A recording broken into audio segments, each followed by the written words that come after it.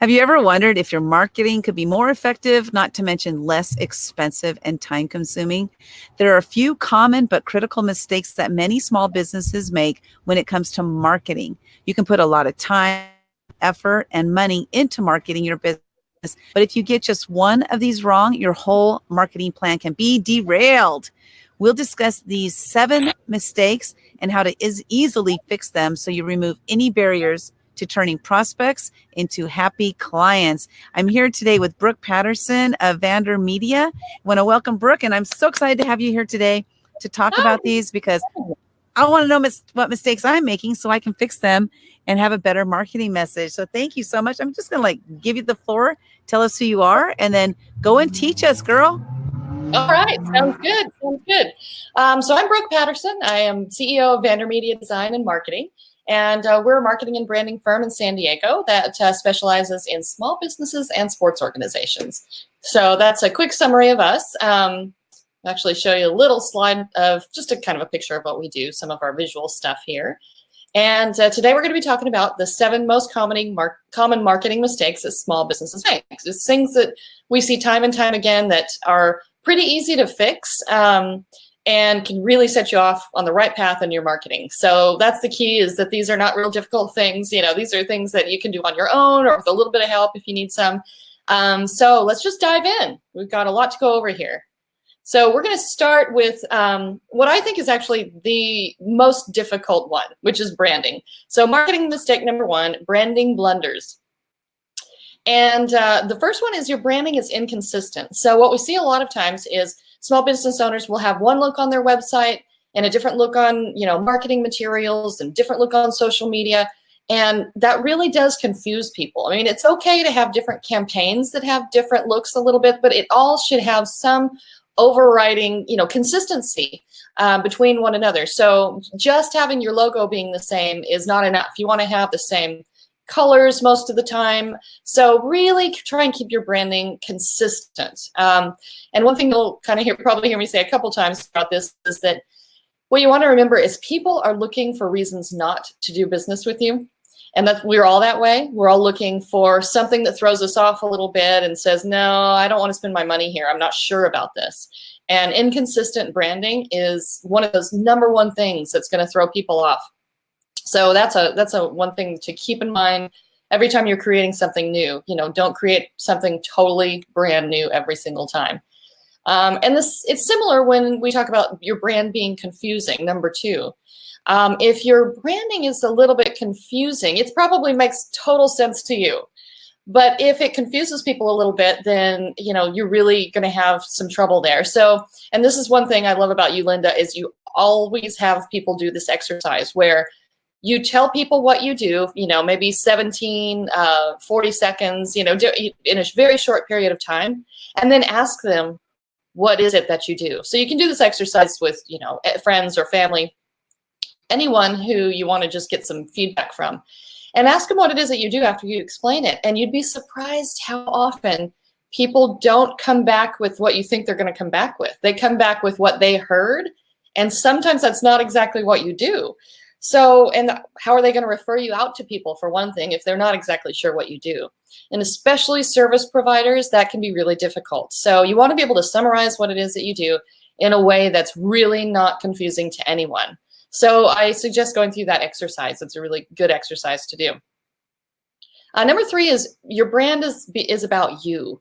And that's not the way to go. As much as you want to feel that connection to your brand, you want to make sure your brand is completely focused around your clients, your ideal clients, and you're reaching out to them, not necessarily trying to, show that you love these colors or you love this logo or this is the way you are and the way you work. It's really not going to be, I hate to say it, but people are really more interested in them. People's most favorite word is their own name, for example. So, you always want to be focused on focusing your brand on the client and not yourself. So once you get into that mindset, it's really helpful. The 4th one is you created your logo yourself. And I kind of screwed this up on this slide, but unless you're a graphic designer, I would suggest actually getting your logo created by someone else, by a graphic designer. A lot of people go to, the websites like 99 Design and Fiverr and things like that, and they can be great, especially if you don't have a lot of ideas and you want to see a number of ideas before you make up your mind.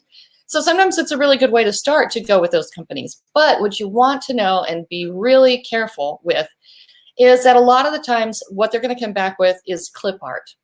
And it's something they found out there. They didn't necessarily create it themselves. And then... Wait, really? They come back with clip art? Yeah, they do. Oh, I didn't know that. Time. Yeah. So you want to be really careful. And they know most people don't realize it's clip art. But what'll happen? Well, yeah, I did. I had no idea because I use those services quite often. I had no idea. I was all excited about what they did, so I'm like disillusioned. Well, especially the 99 Design ones, because you're kind of putting it out there and see what comes back. Yeah. Do Fiverr or kind of create a relationship with a particular designer and let them know that that's not acceptable. There's more communication with one of those type of platforms. But 99 Design kind of a platform, you really want to be careful because they may come back with something they've done for someone else or clip art, or they're piecing things together. And so what can happen too is that somebody else has the same logo you have out there, and that's not cool at all. That's not cool at all. No, it isn't. And then the other problem is when you go to trademark your brand, you're going to have trouble. They're going to find that brand out there, and then you have to start all over. And you've already put this brand out there to the world, and now you have to start all over, and that's not good either. Okay. So be careful about that. And out of all of the mistakes we're talking about, almost all of them are free. But this is the branding one, that I'm going to say just spend a little bit of money. You don't have to spend a lot of money, especially on logos. You really don't. So just invest in yourself in that way, and don't be too stingy on trying to do it all yourself, because people notice. People are really savvy these days when it comes to visuals. I mean, we're all on Instagram and platforms like that. And, we're used to seeing high level stuff, even from small businesses. So if you're kind of okay, or if it looks a little clip arty or something's just not quite right, that's going to come back to bite you. So be really, really careful about your visuals. And the next one has to do with that too, which is your website. You want to make sure. Okay, and Denise says that's not cool to find your brand out there on someone else's page. Yeah. It's not. Not at all. That's a dreadful thing to find, the same logo. Yeah. And sometimes we've had clients come to us and we're like, oh my gosh, we've seen their logo before. So, wow. it can be a pretty common problem. And and the same with your website. If your website looks a little bit dated, it's a really, really common thing that we see especially with a lot of solopreneurs or people who are just getting started. And they're trying to, do as much as they can themselves, or, have somebody they know do it, but not necessarily a professional web designer. It's not a good way to go, because if you have something, we see a lot of websites that look like they came from the early 2000s, or they're kind of pieced together, and it's just, people are way too savvy. It's going to throw people off. And, a lot of times people are going to go to your website to check you out and to make sure you're legitimate. And then, if they go to your website and it looks kind of dated or a little bit funky, even if the fonts are off and you've got 5 different fonts going and they're all over the place, somebody might take that as a lack of investment in your business. And if you're not going to invest a little bit in your business and make sure that you're, up to par, then they may not do business with you. So it comes back to that they're looking for reasons not to do business with you thing. And websites are a big one of those. So as far as the biggest marketing mistakes out of the 7, this is probably the most common one, is branding, because, it does take a little bit of investment. And I think that's a really big deal. First of all, Denise says, asks you, do you recommend trademarking your logo? I do. I don't necessarily say rush into it immediately. It can be kind of expensive. Trademarking your logo can run you $700, or especially if you do it internationally, you can spend a little bit of money on that. So it's not necessarily something you have to do right away. But definitely do it at some point. If you're going to be a legitimate business, you really want to make sure you're covered out there, because somebody might come along and take your logo and then claim it's theirs, or there's some things that can come up problem-wise. So you definitely should try and get it trademarked. And there are a lot of different attorneys that can do it. We use a group out of LA, and they're called Creative Counsel. And they do a lot of trademarking. You know, they're just find somebody to look into it for you.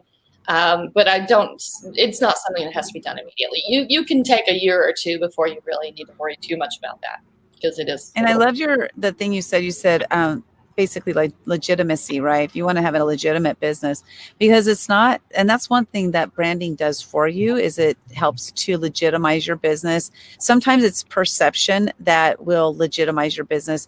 And you think about it, like there are a lot of companies out there that even if they didn't have the logo and the brand and stuff, they'd still be legitimate. But adding that to it, it just makes it look professional, more real. Like you're investing in your business. You're actually investing in it in order to get a result from it. And too many people, I get messages all the time from people like, how much did you pay this person or that? It's like, you know what? Don't even worry about how much I paid them. Get on the phone with them yourself and find out how much it's worth for you. Absolutely. You know, and if your budget is really small, it's okay. I mean, there are ways to get a customized logo and a customized website. And, you know, quite honestly, I say this to people sometimes, even if you have a one-page website, if it's powerful, it's awesome looking, you know, you can start with one page. And then as you get a little bit more money, as time goes on, you can add pages. And so don't let that stop you, because if you can spend less than $1,000 and get a one-page website and a logo and a total brand, and if you're not willing to spend that, you know, then what's the point?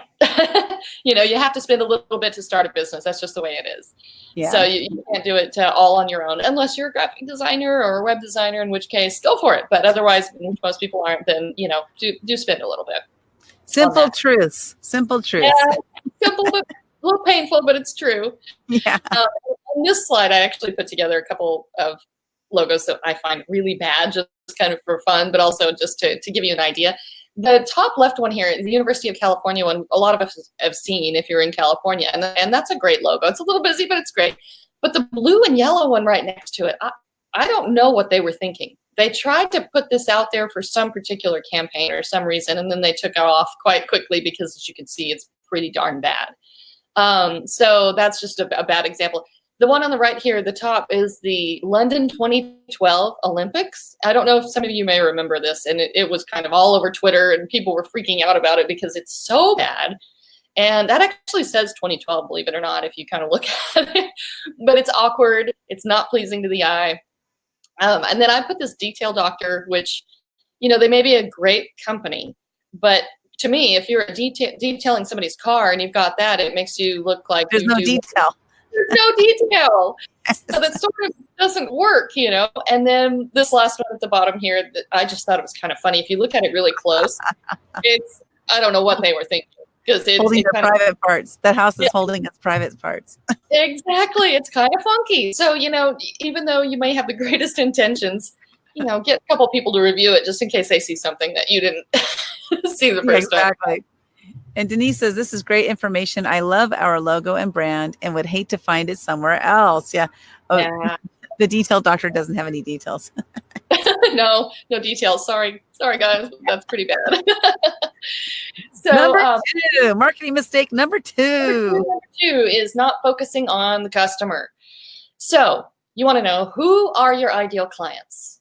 Some people call them personas. I think it's easier to call them ideal clients. And you may just have one, or you may start with two. Don't jump in and have 5 different ideal clients and you're trying to please everybody. It doesn't work. Start with 1 or 2, and then spend time figuring out everything you can about these ideal clients. You know, everything from their demographic stuff to their psychology to why they want to buy. I mean, anything you can find out and do for these clients is going to give you that step ahead. So figure out who your ideal clients are.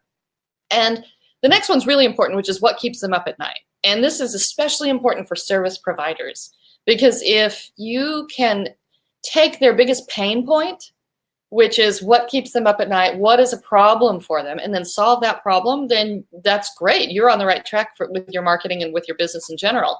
And the same thing really is number 3, which is what problem are you solving? And that could be, you know, let's say you even have a product and you say, well, let's say I have a skincare product. Well, maybe that's not keeping your clients up at night. But what problem are you solving? You are solving a problem for them. And if you're not getting that across, then they're not going to feel like they need to buy. Again, it all comes back to when you're the consumer, it's all about me, right? So you want to know, what problem are you solving? And even go as deep as, if you can get to a problem that does keep them up at night, perfect. You want to put that in your messaging and make sure that's a huge part of your marketing. And sometimes the way to find that out is to ask a lot of questions. And especially, if to people who aren't even your clients yet, if you can ask some ideal clients who may be prospects, you can even start with friends and just start asking questions. And that will give you an idea of what are they thinking, what are their problems, what keeps them up at night. So the more you can find out about their psychology, the better off you'll be. So you can do an interview and just say, hey, I'm going to send you some questions by email. Can you get back to me? Or you can interview them over the phone, or you can do a survey. Survey Monkey is a really great way to go. So if you have an email database or a few people that you can send out this survey to, you're going to get loads of information that you didn't necessarily know just by guessing. And also pay attention to the words that they use when they answer your questions. Because those words, you can just turn around and start using them in your marketing, because they may come up with phrases that you didn't really think of about, how they think about something or the problems that they're having, and use those exact phrases then in your marketing. So it actually makes your messaging and all that stuff so much easier when you can interview and really find out what's going on. Yeah, and I want to address that one just a little bit, asking lots of questions, interviewing and survey. Because when I first started my business, I was kind of scared to ask people. And I know that I'm not alone. I know there's other people out there. So I just want to just kind of talk about that a little bit, because I help people break through their fears, right? Yeah. So just get on that call. You be comfortable with those questions that you're asking. Here's how I would start that conversation. I would go into the conversation, say, hey, I'm working on my marketing in my business, and I just have a couple questions. Do you have 10 minutes? Mm-hmm. And then everybody would say, yes, I have 10 minutes. And then I would start asking my questions. Sometimes I would do a Zoom and I would record it. Or I would also, if I wasn't doing a Zoom, if I was doing a phone call, I had my form up online, and I would type in their answers as they were going, so that I could get their answers right then. And just like Brooke said, writing down those key phrases that they're using, because those are the words you're going to use in your marketing. But then when you're done with your 10 minutes, you thank them for their time and you hang up. You take the 10 minutes and you're just done with it. So I just want to encourage anybody who might be having any thoughts. Well, I don't know if I want to do that. I don't know what kind of questions to ask. You don't have to ask all the questions of all the people. You might only ask one question of this person and then 10 questions of this person, depending on how fast they respond. So I just want to address that, because a fear of that, it was really a big, big fear of mine, because I didn't want anybody to didn't want anybody to say no, Yeah, it can be. And once you get used to it and you find out how much you can get out of it, it becomes less scary. And I'll give you an example of why this is so important. So I knew someone who spent, not even joking, $250,000 on a business without asking any questions. And then it started to become clear that nobody was really interested in what she was selling. And part of it, she just had to tweak it and she made this work. But it was a lot of wasted money. And if she had asked people, she would have learned right from the get-go that she was going about it in the wrong way, and people were not interested in that particular thing that she was trying to sell them. So my gosh, you don't want to be in that position. Most people don't spend that much kind of money to start a business either. But the point being that if you don't, you could find yourself wasting a year or two and then not getting sales because you didn't ask the questions. Yeah. Find a problem and then solve it. Yeah. Don't think you know the answer to that problem, because just because it's a problem that you have and you've solved doesn't mean that there are other people they might have the same problem, but maybe they're not willing to pay for it. Right. Or maybe they're thinking about it in a different way. And I've done it. I've done that. I've started the campaign. I'm like, I know what people are thinking as far as this goes. And then I was totally wrong. So, everybody does it. It's a super easy mistake to make, but just get comfortable asking a ton of questions. That's for sure. Awesome. Thank you. Yeah, be Yoda. They're the hero and you're the guide. Okay, what's that all about? I love this one, actually. And I got that idea from a book called Story Brand by Donald Miller. It's a short book. It's an easy read. If you haven't read it yet, I do suggest it. It's good for any marketer. And it goes really into this idea that your clients want to be the hero in the story. And if you think about it, most Hollywood movies, for example, are based on this idea. You know, there's a hero and they got a problem and they need some help solving this problem. And a guide comes along and either helps them to success or failure. And, you know, Star Wars is kind of a perfect example of it, because if Yoda is the one that's guiding to success. Well, on your website and in your messaging and that sort of thing, if you're the guide and you make it very clear that you're there to take them to success, that's going to really resonate with your client, versus if they go to your website and all you talk about is how great you are and look at all this great stuff you do and look at how you do it and we're amazing and our customer service is great. Nobody cares. Quite honestly, nobody cares about that.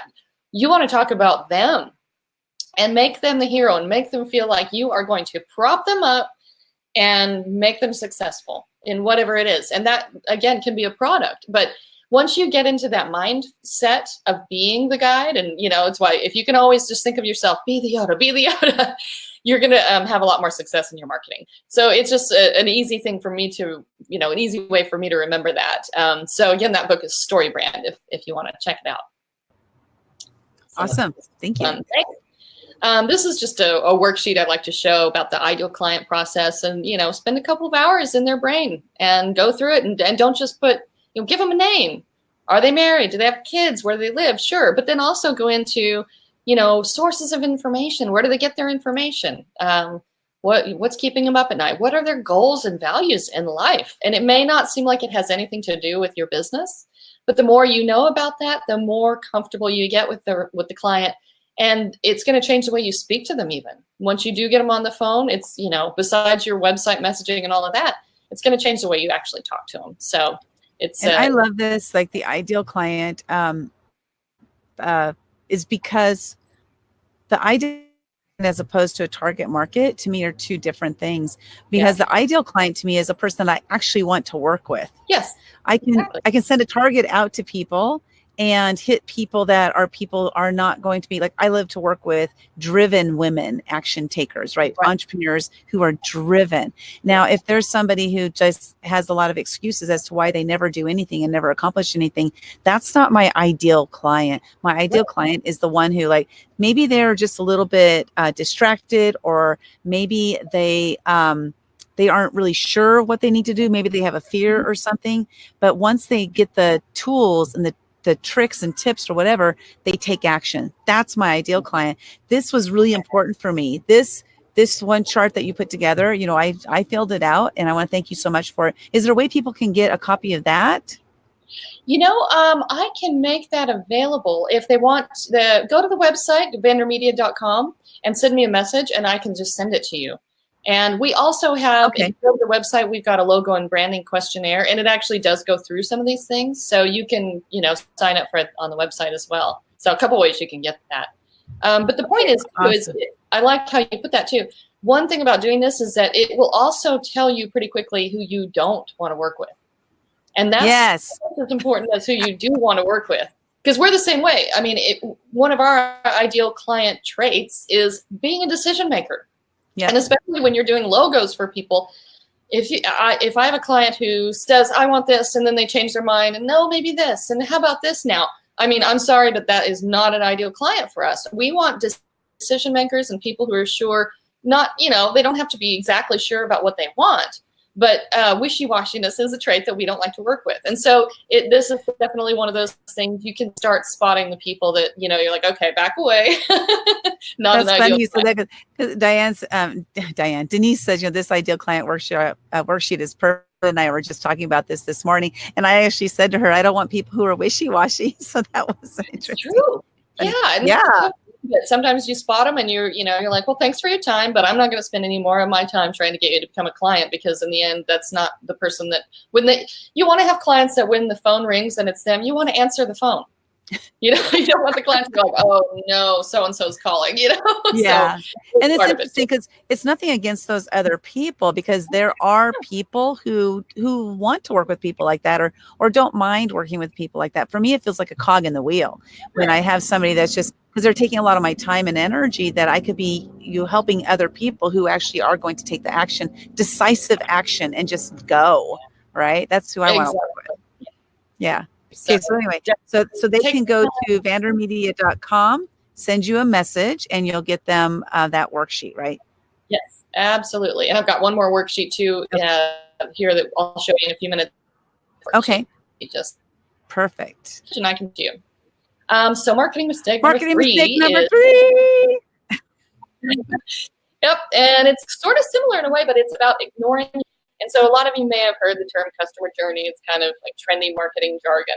Really, what it is just knowing what steps your client is going through really clearly in their decision-making process to work with you. So you need to know your ideal client first in order to know what their journey is. But so their journey is psychological, and we all go through this anytime we decide whether or not to buy something or to sign up with someone or whatever you're purchasing. We go through a psychological process, and it's a little bit different depending on what your business is or your product. You know, that's going to be a little bit different, but there are a standard journey that most people go through, and you can tweak it for yourself. The steps in the journey are basically know, like, and trust, which most of us have heard before. But then there's try, buy, repeat, and refer. So know, like, and trust. People want to know whether it's online and digital. Maybe they're going to trust you digitally because everything looks right and sounds right.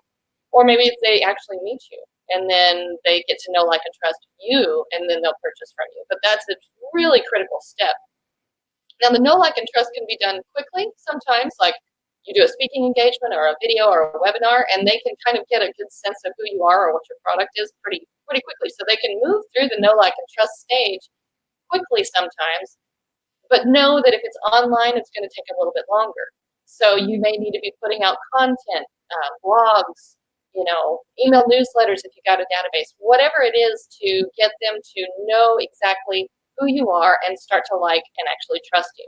Because if they don't really like you, or you're, you know, not feeling like they're liking your product, or maybe they're not liking your brand or whatever it is, then you're going to lose them. So you just want to know, first of all, it starts with a know, like, and trust. And then the try part is something a lot of people skip, but it can be really important. If you can give them some way to try you out, and that can be anything from a product sample, if you have that, or maybe it's, hey, sign up for this webinar and spend, you know, 45 minutes or whatever with me in this webinar, that's giving them a piece of what they're going to get. And when people can get a little piece of what they're going to get before buying, they're going to feel so much more comfortable going ahead and making the purchase. And then the next step is going to be the buy step. So that's pretty obvious. And then the next steps after that are repeat and refer. So the repeat business and the referral business is where you're really going to start making the money. You know, it's where your profit margins are going to be raised. You're going to be spending more of the money on the know, like, and trust phases, and then you'll make more money in the repeat and refer phases. So you do want to think about that. So think about after the purchase, you know, how are you going to keep this person in your orbit? What are you going to do for getting repeat business from them? And what are you going to do to make sure that they can easily refer you to other people? So that's the steps in the journey, and I'll show you in a worksheet right after this that I can send to you. But basically, it's just a way of, as I put in number 3 there, walking a mile in their shoes. You know, you think through their psychological process, and you start looking at your business from a kind of really outsider point of view, which is a great thing to do, because sometimes you'll spot things that maybe might trip somebody up. Or you can do interviews and surveys, again, back to that. So the more you can find out about this and spend time in that psychological part of your client's journey, the better off you'll be. And then, so number 4 is what happens if you skip a step. And, you know, I like to give an analogy for this one, which is, so let's say you meet somebody and they ask you to go on a date. And you go on your first date, and during the first date, they ask you to marry them. Most people are not going to be thrilled with that. You probably will run away because it's scary that you're skipping a whole bunch of steps there, the building of the relationship, you know. So don't Sister think, did, by the way. what's that? My sister met this guy, and a week later they were married. That's They're not awesome. married anymore. Well, we'll just leave that one alone then. But yeah, it usually doesn't work out very well. You Exactly. know what you're getting into, right? You want to have a relationship, because then sometimes the business will show a little bit more about itself, and you decide you don't want to do business with that person or buy that product. So if you skip a step and try to just get somebody to buy from you right off the bat, you'll probably regret it. So don't ask to marry right away. And yeah, it's a turn off for anybody. And again, it's back to they're looking for a reason to not do business with you. So don't give them a reason. And then the number 5 is important because you can formulate your marketing strategy around the customer journey. And so we're going to talk about that in just a minute. But this knowing your customer journey is a really good way to not just know your customer, but then we're going to take the next step and create a marketing strategy from this journey. So this is the worksheet that I like to use with our clients and with ourselves, every time we do a new campaign or something like that. So this is not just for your business as a whole. You can do the customer journey for each campaign you might be running. So this is basically a brainstorming session. And in this particular worksheet, there are just a couple of ideas in each box to give you some ideas of tactics that you can use. But the idea is that this is an overall strategy. Once you get this all worked out and you know what your customer journey is, then you can start filling in tactics to meet your clients at each stage of the journey in the proper way. So that's just the worksheet that we use, and I'm happy to send it to you if you'd like. So we can go into this a little bit more in marketing mistake number 4, which is putting Marketing mistake number 4. Tactics before strategy, and this is probably the most common mistake. And I would say, honestly, probably 90–95% of people jump right into tactics, and they don't necessarily know why they're doing it. So, and most of us have done this. We hear of somebody doing this great tactic, and it sounds good, so we just do it. And then if it doesn't work out and we don't get any clients from it, we're not sure why, because it worked so well for that person. Why didn't it work so well for me? So, you want to have a strategy and know why you're doing something before you actually start the tactics. And so, well, what is a marketing strategy? You can look up marketing strategy and get 1,000 different ways of putting it. But what a marketing strategy is a plan. So you want to know what to do and when to do it, and most importantly, why you're doing it. And that one will save you money. So what I mean by that is, well, let's talk about some tactics for a minute. So now we've talked about strategy, you got a plan. What are tactics? Well, tactics are just things like a Facebook ad, or you're going to put out a video, or, you want to do a little PR campaign, something like that. Well, those are great, but you want to make sure they fit into an overall strategy, because otherwise it's almost just like throwing spaghetti against the wall. You're just trying stuff and seeing what happens, and you can waste so much time and a lot of money too if you're not careful doing it that way. So start first with the strategy, and that goes back to that customer journey. You know your customer journey, you know your client inside and out, then you can create the strategy based on that hourglass that I just showed you. And that's going to remind you of why you're doing something. Where does it fit into their journey? And then it'll just make marketing make much more sense, because marketing can seem all over the place kind of. And so if you have a framework, which do the hourglass, and that can be your framework. Create the strategy out of that. And then decide what tactics you're going to use to meet them in their journey and all the different steps of it. And then third, you can just create your marketing calendar from there. So, and honestly, this can be done in one afternoon. So you don't have to spend a ton of time on this. But if you focus for a few hours and you go through your ideal clients and you've asked the questions and you know what their journey is, well, you can formulate your strategy then and decide what tactics you're going to use. Even if it's one tactic per point in the customer journey, that's fine. That's plenty. And then create your calendar from there, because I don't know about you, but there's kind of nothing worse than waking up in the morning and sitting at your computer and thinking, how am I going to get clients today? What should I do right now to go get clients? And that can be kind of overwhelming. And so this is a way to just focus yourself and know what you should be doing and why you're doing it and when to do it. And then it all starts to make sense. So then marketing becomes fun. So, and number 4 is, how will this save you money? And this is basically, here's an example. So let's say you decide to do a Facebook ad. And you think that maybe going out and putting one ad out there to people who've never come across your business before, and then you wonder why nobody signs up and buys from you. And that is really common, and you can spend a lot of money doing that. And you know, spend $100 and get 0. Spend $1,000 and get 0 new clients. Well, the reason is because you skipped a step. It's going back to the skipping the step in the journey. So it can save you money when you know, hey, I'm going to do a Facebook ad, but I'm actually going to do a Facebook ad that just introduces my company or my service or my product or myself to people who've never heard of me before. So I'm going to do an introductory Facebook ad. I'm not going to expect any clients from this. What I want them to do is say, you know, hey, this is interesting. Maybe this is for me. Maybe they take the next step and sign up for, you know, give you their email and sign up for something. Or maybe they go to your website. Well, now you've got them in your channel, and you can start the know, like, and trust process. So that will save you a lot of money if you know what you're trying to do when you're putting money out there. So just this whole process, and again, you can do it fairly quickly, will save you a ton of time and money in the long run. So that's tactics, not putting tactics before strategy, which is mistake number 4. Okay, and then mistake number 5. Marketing mistake number 5. Yes, I was waiting for that. Is not making Google your best friend. And it's unfortunate, but when it comes to marketing, you do need to make Google your best friend, because Google kind of runs the marketing universe. As much as I hate to say that, it's true. And so, you know, we kind of got to work with reality here and understand that if you don't have a relationship with Google, then your business is not going to do as well as it could. You're not going to get as much traffic to your website, which generally most people use Google for a search engine.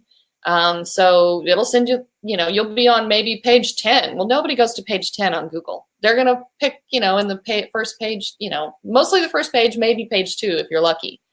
So you want to pay attention to Google and realize all the time that your marketing is, you're not just marketing to human beings, you're also marketing to bots. And so, you know, you want to get a little bit familiar with the way Google works and what they want to see from you.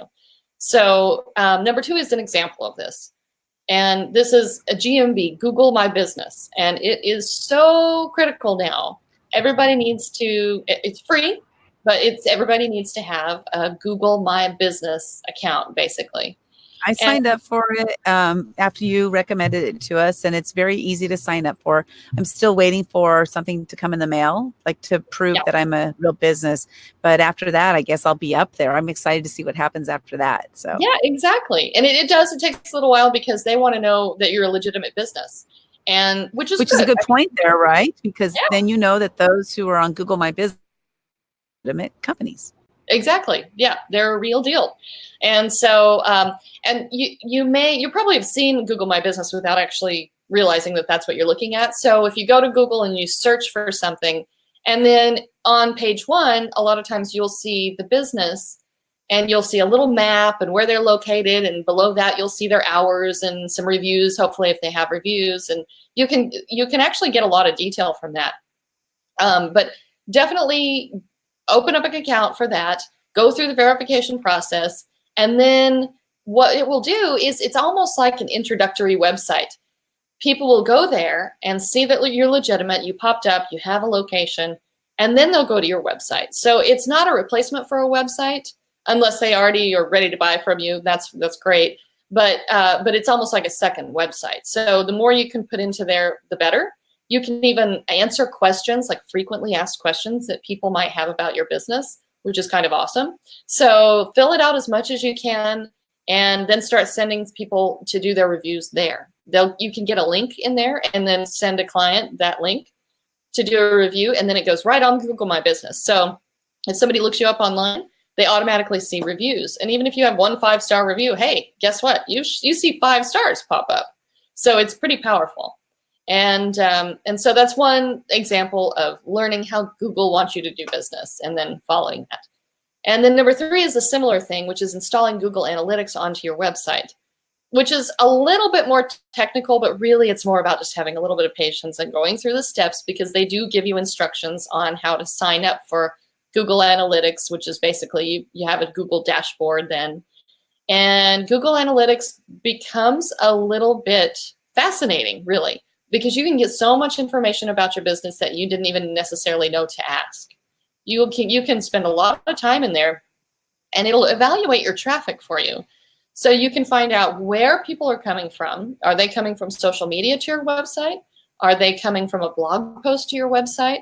Or maybe if you've got links to other businesses online, which hopefully you do, you can find out if they're coming from that business to yours. And that's really critical, because if you see that suddenly, wow, I got a ton of traffic from that one post I did on Instagram, then you can see what was it about that post that attracted people, or that one blog. So you can find out so much information about your business on Google Analytics that it's really, really important to have. Even if are people coming to you on mobile or desktop? You'd be surprised. A lot of people come still on desktop. So it'll just tell you an infinite amount of information. And then using keywords in your web page text. There's no way to go into the back end of your website anymore and plug in a few keywords and then think that's all you need to do. That doesn't really work anymore. Google's gotten very sophisticated. And so you want to put your keywords that you want to be found for in your web page text. Right up front, you've got 6 seconds to get somebody's attention on your website.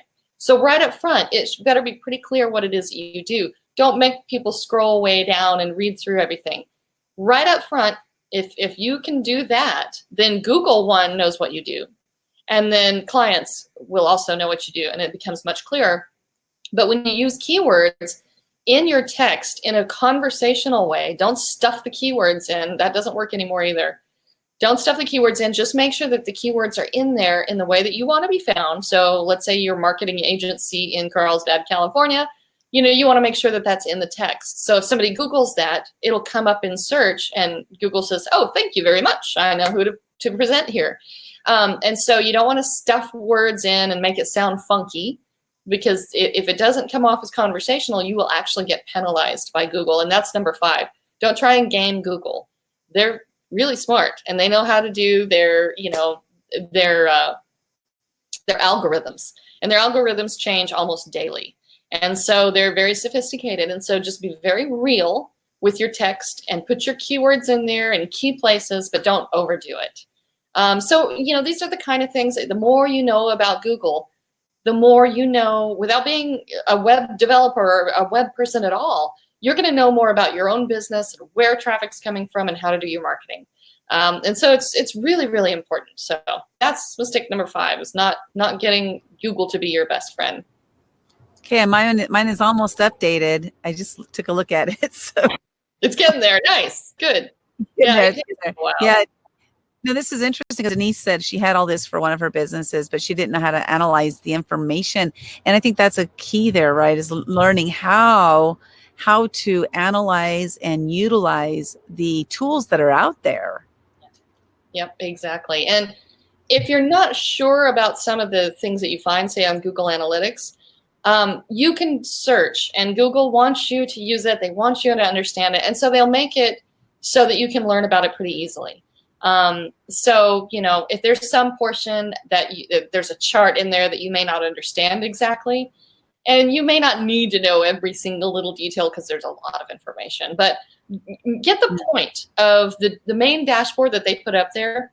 The first stuff you see is usually what most people are looking for, like how many people went to your website last month, that kind of thing.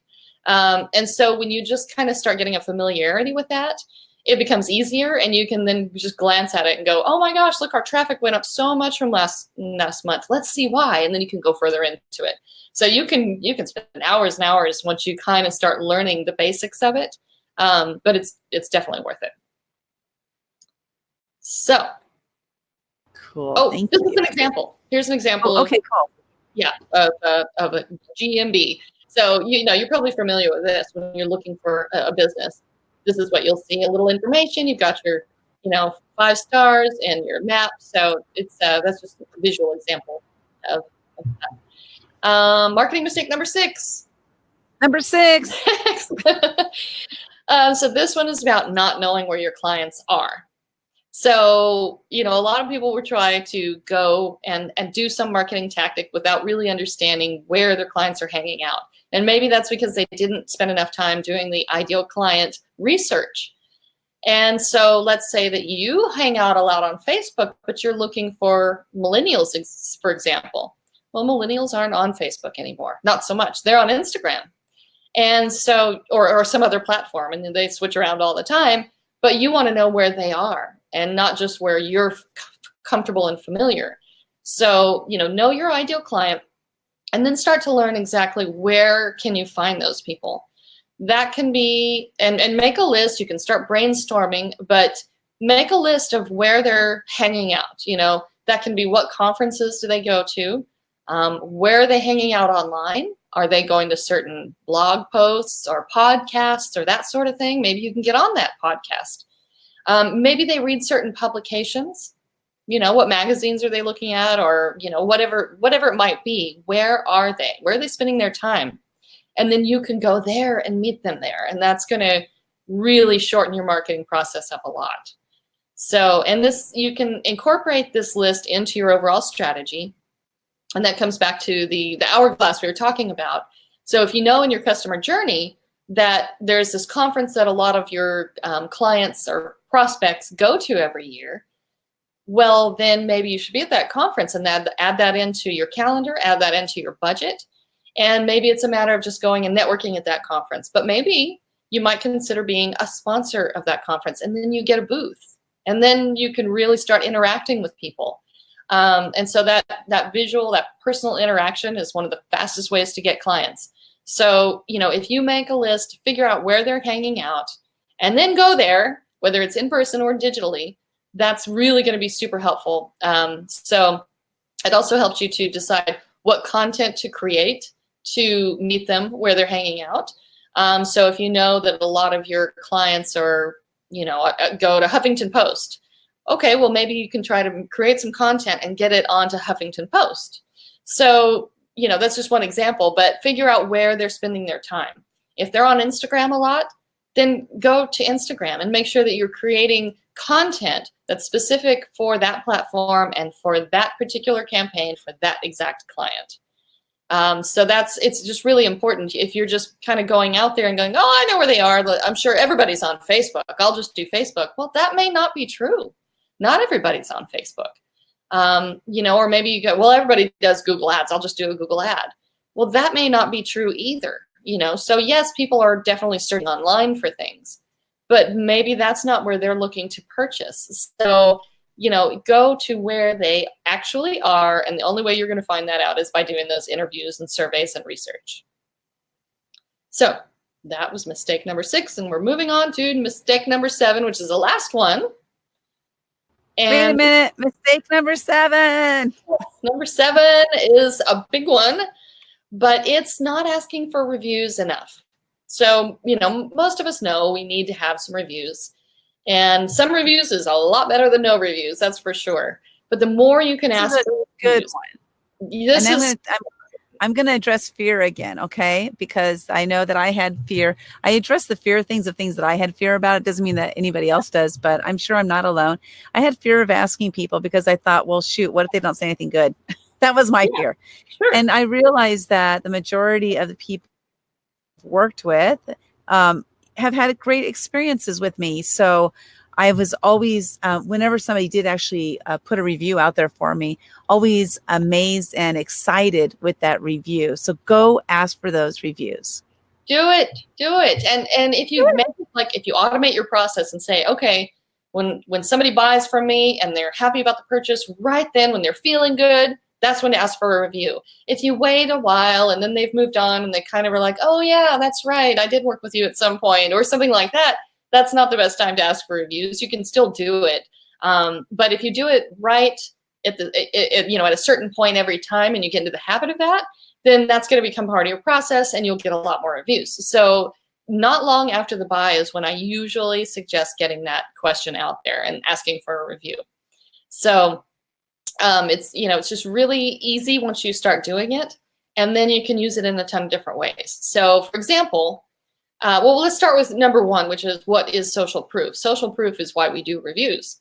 Well, social proof is basically helping people know that it's okay. They're not the only person in the world who's ever, wanted to work with you or who's ever used your product before. You're not a newbie. And it just helps people feel more comfortable. And anything we can do to make them feel more comfortable purchasing from you is going to speed up that process. So one example of this is, if you go to a restaurant and you've never been there before and you go in there and you're the only person in there, then you may think that wasn't such a great idea. But if you go to a restaurant and it's booked and people are, the tables are filled and there's a line and, people are talking about it, then you're probably at a restaurant, that makes you feel like, okay, I'm not going to get sick from this or anything like that. Like, this is a decent thing to do. And that's called social proof. And we all do it because we're inundated with information and, a ton of people want us to buy from them. Well, how are we going to figure out which person to buy from, which brand to buy from, which service to get? And that's going to be mainly from social proof. So reviews are a really good way to get social proof. So when somebody goes and looks you up online, they're going to see 5 stars, hopefully. And most people who you ask are going to give you the 5 stars. Worst case scenario, you get 4 stars unless you really, something really goes bad. Now, that also needs to be done on your website. So if you have a bunch of reviews on Google My Business, for example, or Facebook, then you can ask those clients if it's okay to use it on your website. And sometimes they're okay with using their name. And if not, you can just use the testimonial without their full name. But you want to have that on your website. And I've got that under number 3, website must-haves. So you want to make sure you've got those reviews, testimonials, anything you can get from other people is going to give somebody else a more comfortable feeling about working with you. And again, that speeds up the process. So, it's a critical thing. I do want to talk for a moment. And number 5 is, where should people leave reviews? And this is kind of really important because there are different places that people can leave reviews. And depending on your service or business or product, you may want to spread the reviews out a little bit. For example, if you're a business that people are going to find on Yelp, then you want to have some Yelp reviews. Yelp is probably the one I would say be careful with, though, because Yelp is the one where sometimes you may get a review for someone you've never worked with before. So sometimes they're not real, and that can be a little bit frustrating. So unless you use Yelp a lot, unless your clients use Yelp a lot and they're finding you there, then I would suggest asking them to leave the review on Google My Business. And then Facebook, if you are on Facebook a lot, if your clients are on Facebook a lot and you're really active, let's say you've got a group, you need some Facebook reviews, at least a few. So generally I would say go to the Google My Business, because when Google sees the reviews, they're going to give you more traffic. But if you're on Facebook and your clients are as well, also get some on Facebook. And then just ask those people if you can put them on your website. You can even have an entire page of testimonials, and guarantee that's one of the first 2 to 3 pages that people will go to when they go to your website. They're going to go check out the testimonials, and you can see that in Google Analytics. So it's all a nice, big, pretty circle here. So as far as where people should leave the reviews, it's going to be a little bit different for everybody's business, but most of the time I would say focus on Google My Business reviews, and then Facebook and Yelp as necessary. And then should you automate your review process? There are some companies out there that you can really automate it, and it automatically goes out and it asks them to do a review, and then it populates. And I would say, unless you're a really big business, don't worry about that. 1, because it can be a little bit complicated, and 2, because some of the search engines are actually not allowing that anymore.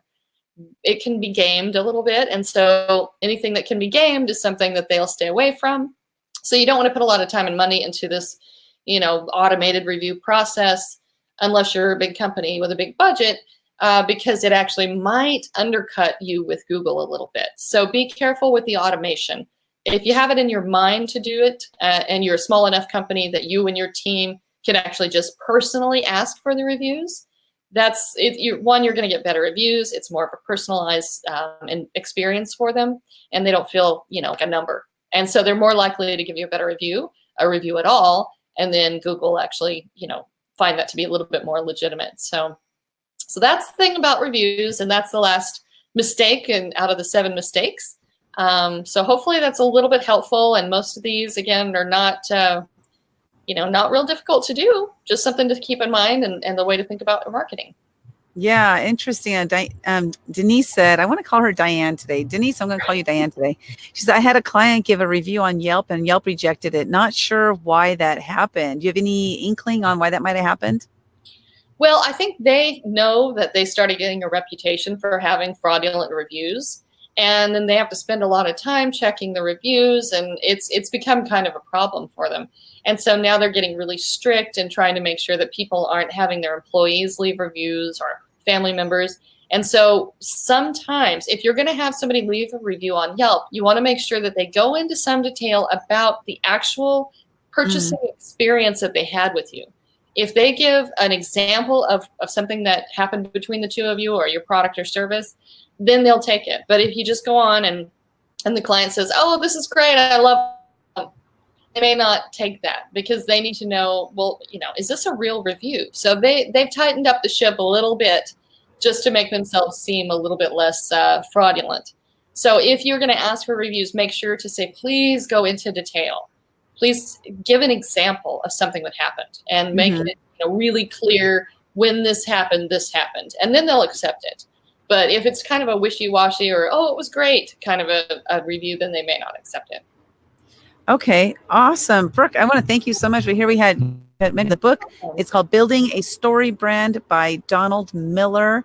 You mentioned that book. And then also, if you guys want to get links to or get the downloads, there were 2 different graphics you had in there that you were going to send to people. Go to vandermedia.com and just go to the contact. And if you enjoyed this video, this presentation from Brooke, I want you to go to Vandermedia, go to her Google My Business page and give her a review. Thank you. Yes, I would love that. I would love that. Yeah. And we also have a logo and branding questionnaire that's super helpful, and it's kind of in depth. So if you want that, you can get that on the website too. Okay, so go to the website to get what is a logo and branding questionnaire. Yeah, and it can help you kind of formulate all of this stuff for you. And even if you already have a logo and you're already branded, still go check it out because you never know what questions that they might have that you didn't answer, or if you worked with somebody else, you just never know. I know like a lot of times we get really holden to the person we're working with, but not always is it the person that is going to help us to generate the most revenue, the most cash flow. So really, if you're in business, I'm hoping you're in business because you want to make impact and money at the same time. And so, getting your branding on point is really important for that. Now, Brooke, what I want to ask you is, what is an action step that our audience can take today or tomorrow that's going to help them to up-level their business to the next level? Well, that's an interesting question. I would say probably think about your niche. And this, kind of comes back to the ideal client and gets all of the rest of it started. But if you're not sure where to start, or you're struggling with marketing, or you're, not getting as much business as you would hope, my number one suggestion out there is to niche down. Don't be afraid of having one little tiny niche that you are doing. You can always expand from there. I love that. That's so important, niching down. It's so often I'll go to networking events where people say, well, my ideal client is everybody on the planet. Yeah. Well, your ideal client in that case is nobody, because nobody's going to find you if you're trying to attract everybody, because not everybody has the same message, has the same needs, has the same wants, and what have you. So really, it's important to niche down. Yeah, go to Brooke's website. Denise says, yes, I'll give a 5-point review on the website. Great info, Brooke. Thanks, so Denise. I appreciate it. Thanks for tuning in. Yes, thank you for tuning in. Hey, while you're at it, guys, let's see. Go over here on Living Live Inc., which is the page you're watching this on. Go ahead and follow me there on Facebook. If you follow, and you can click on see first, and that way anytime I go live and post anything, you'll be able to see that. But Brooke, is there anything else that I missed that you wanted to share with the audience today? I don't think so. If you have any questions, feel free to reach out. I am happy to respond back, and we're pretty quick with that. My team and I are. So reach out. Awesome. Thank you so much. And thanks for being here on a Saturday. I really appreciate it. You guys have a great day. And Brooke, I'll see you soon. Thank Okay, you. that sounds good. Bye, everybody. Bye.